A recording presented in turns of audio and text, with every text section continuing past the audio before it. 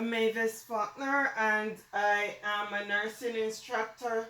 My presentation with the use of this video is on clinical nursing skill measurement of adult manual blood pressure.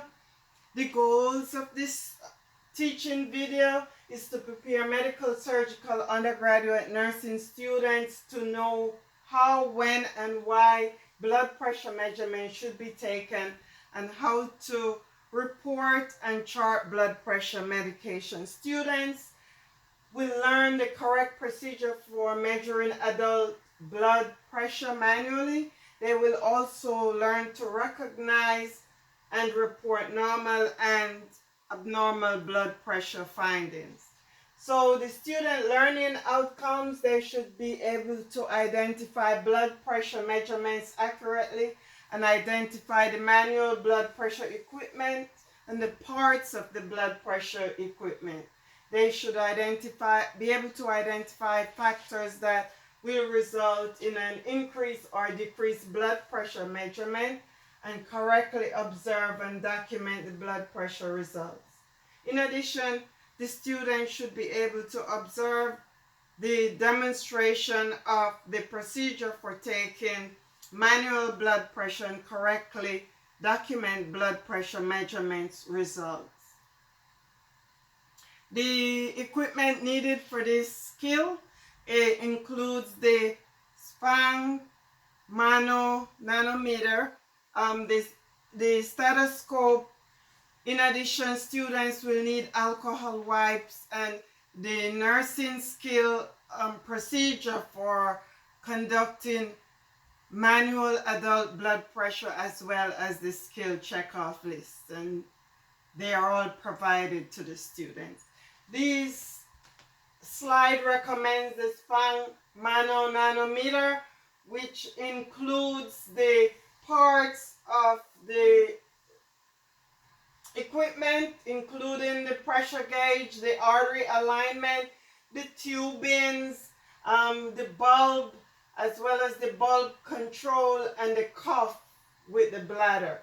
The parts of the stethoscope starts here with the chest piece that includes the bell and the diaphragm, as well as the chill ring. The tubing is a double lumen, which branches into single lumen along the ear tubes, and here are the tips. In addition, the individual taking blood pressure measurements should be aware of the importance of correct sizes for different individuals, as too large a blood pressure cuff will result in a falsely high reading, and a too small will result in a falsely low reading. So blood pressure measurements is influenced by the circulatory system, and at the heart of the circulatory system is the heart, with the left ventricles doing most of the work of the heart and the pumping. Blood pressure is defined as the measurement of the force, the pressure that is exerted from the blood pushing against the wall of the arteries during the pumping process. The blood pressure is referred to as systolic blood pressure, as it reflects the contraction of the heart, and diastolic blood pressure as it reflects the filling up of the ventricles. The systolic is the first number. It's placed in the top part of a fraction that is used to record blood pressure measurement, and the diastolic is the lower number. Normal blood pressure is 120/80 or less, and blood pressure is measured in millimeters of mercury. For these skills, you're going to be using the stethoscope to listen to the correct cough sounds, which are thumping sounds that appear and disappear as the blood pressure cuff is inflated and deflated. And here we have the character sounds. You have silence. Then in phase 1 you get the systolic blood pressure, followed by the second sound, then the third sound, which is a crisp sound, and the fourth sound, which is a blowing sound. And then as that ends and goes into the fifth sound, you have the diastolic sounds. In terms of the categories of blood pressure, this is the blood pressure chart that shows low blood pressure is 90/60 or less, and normal blood pressure 120 systolic over 80 diastolic or less.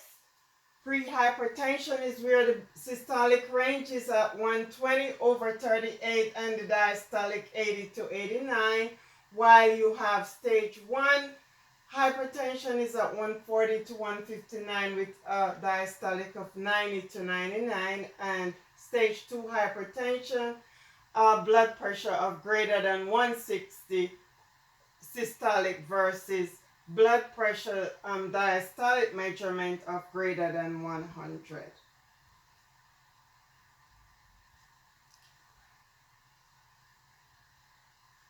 In terms of blood pressure, the clients with hypertension can present with dizziness, feeling faint, lightheadedness, and all these factors that may be related to illness or injury or medication or even level of physical fitness. And with high blood pressure, usually there is no symptoms. It's where the patient is most time not aware, especially for primary or essential hypertension, which usually doesn't have a cause.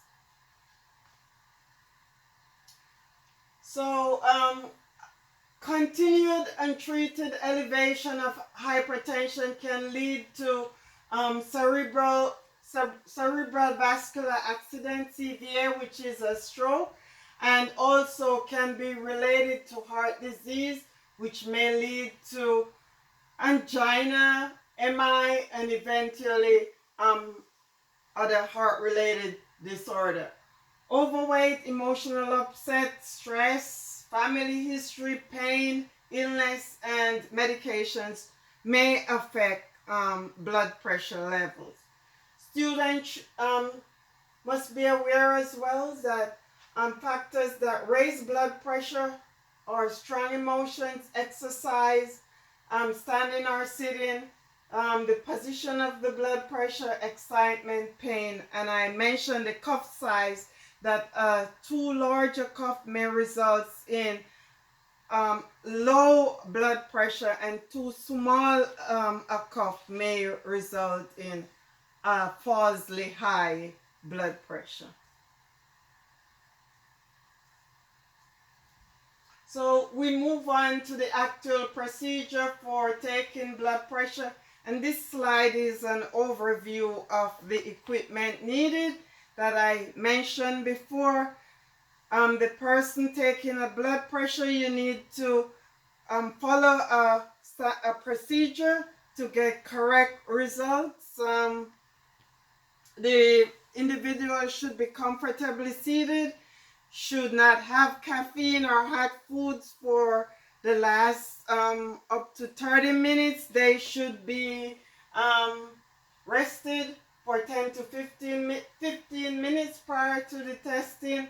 The arms that are paralyzed, injured, or have an IV shunt should not be used, and excess air should be squeezed out of the cuff. A cuff should be placed snugly on the upper arm. The gauge should be visible to the nursing student, and the valve should be closed and easily able to palpate. Please refer to your procedure for the skill. This slide will show you the brachial artery of the arm, and auscultation with the use of the stethoscope. The bell is usually placed into the antecubital fossa. The auscultator measures the systolic and diastolic blood pressure. Please be reminded that the first sound of the blood pressure will be the systolic, and the fifth and the last sound is the diastolic blood pressure. So you should listen carefully as you go through. Now I will demonstrate your by showing you a video and auscultating of blood pressure.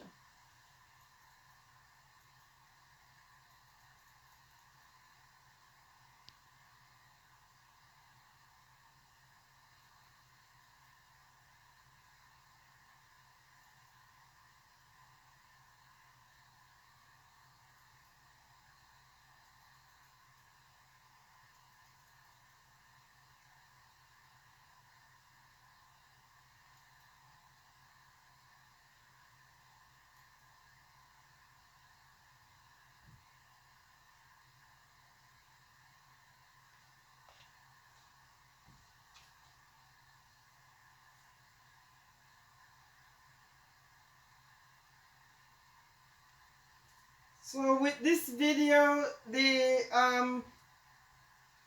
brachial artery is identified. The blood pressure cuff is placed, as you can see, and here on the upper part of the arm, it's snugly in place, and the provider is using the stethoscope to listen to the correct cuff sounds. The first sound is the systolic and the last sound is the diastolic, and those are the two numbers that provides information in regards to blood pressure reading.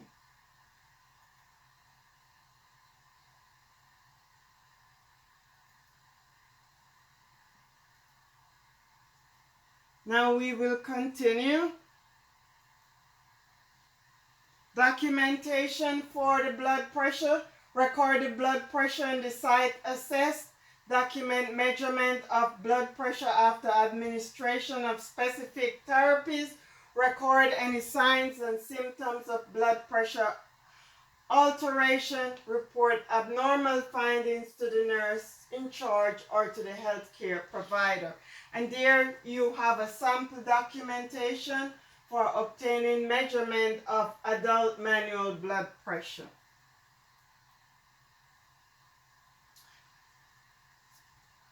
At the end of this presentation, you will resume working with your peer.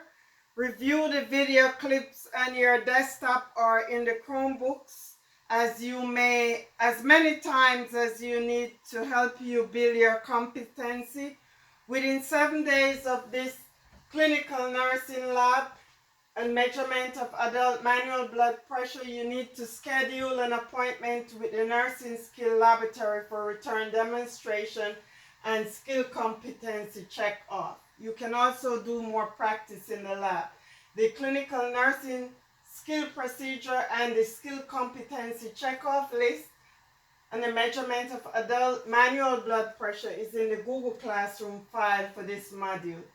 Should you have any problem, please reach out to me, and here are the attachments. As I told you, they are in the module on the measurement of manual blood pressure for adults. And I thank you for participating in this blood pressure nursing clinical skill.